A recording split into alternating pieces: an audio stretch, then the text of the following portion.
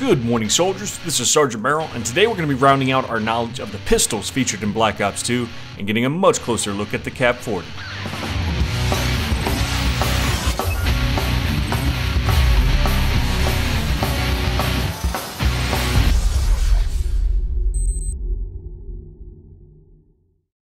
Now this weapon was a little tricky to research at first because it's still very much in development, but it's manufactured by a company called KRISS USA, which is formerly known as Transformational Defense Industries.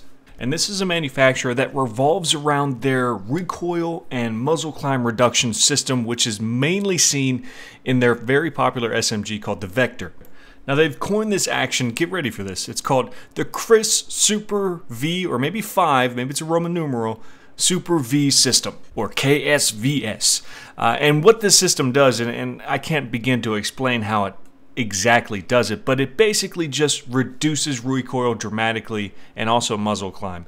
So when we're talking about a close quarters SMG, that's obviously something that any military or law enforcement agency is going to be really interested in. And so what they tried to do here is transform that system into a pistol. So I think Treyarch did an interesting thing here because this is still very much in development and there's a lot of, mystery surrounding this pistol because no one's even seen it fired yet. If you can find a video on it, please send it to me.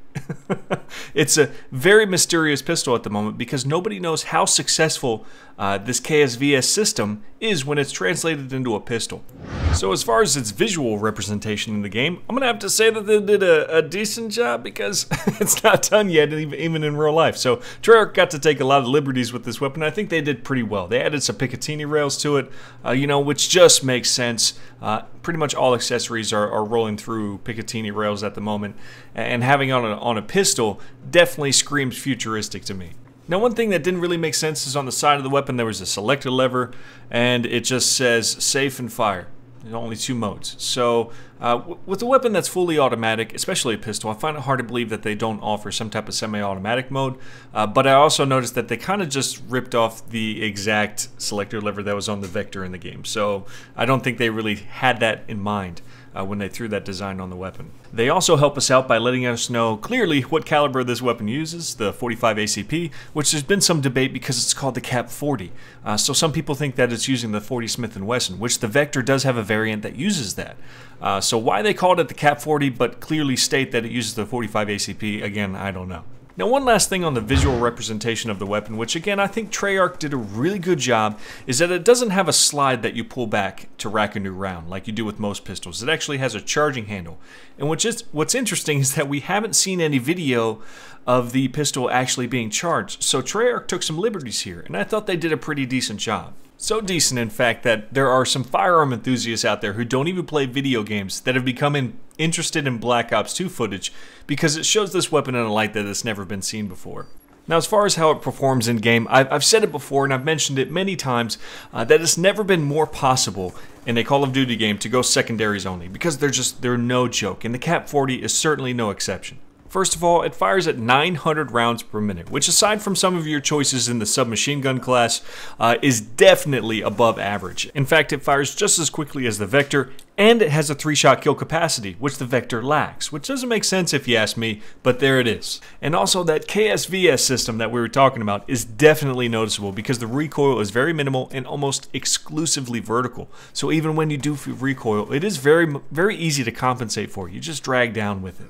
So not only is the KAP-40 just a really good close quarters weapon, firing at 900 rounds per minute and getting that 3-shot kill capacity, but it's also a pretty decent mid-range weapon, surprisingly, because the recoil is very easily compensated for. Now the thing that gets people into trouble, including myself with this weapon the most, is its magazine size. It's 15 rounds, and even with extended mags, it's only 20 rounds. So firing at 900 rounds per minute, you are expelling your entire magazine extremely quickly.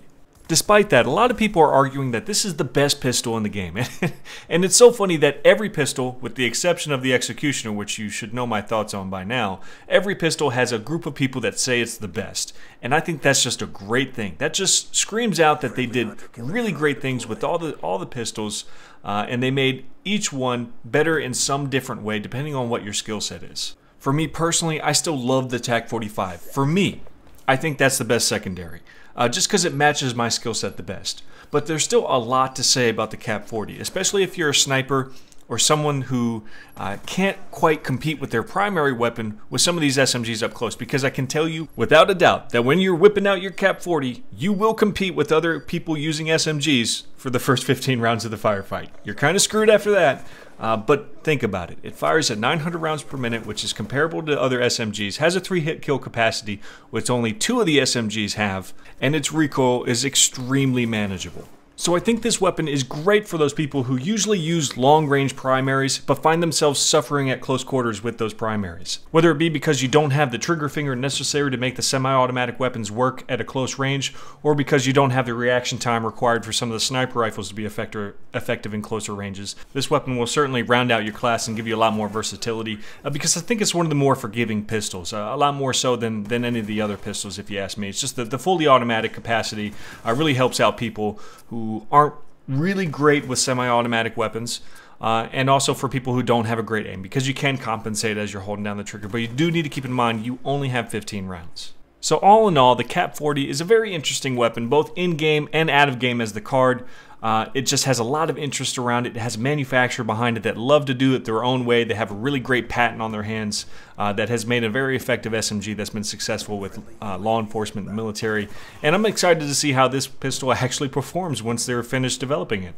Now this video does round up all my research on the pistols in Black Ops 2, so it does bring up a very interesting question that I get to ask in this video. Actually, it's 2 questions, but if you haven't seen every video that I've made on the pistols in Black Ops 2, I'll put a little list in the description. There's only like 5 or 6 pistols in Black Ops 2, so there's not too many, but after seeing each one, I want to know first, which weapon do you think was best represented as closely to real life as possible, and which pistol do you think, in the end, is the best? I really hope this helped you learn something new about this interesting pistol and interesting manufacturer, but that's all I have for this video, guys. This is Sergeant Merrill, out here.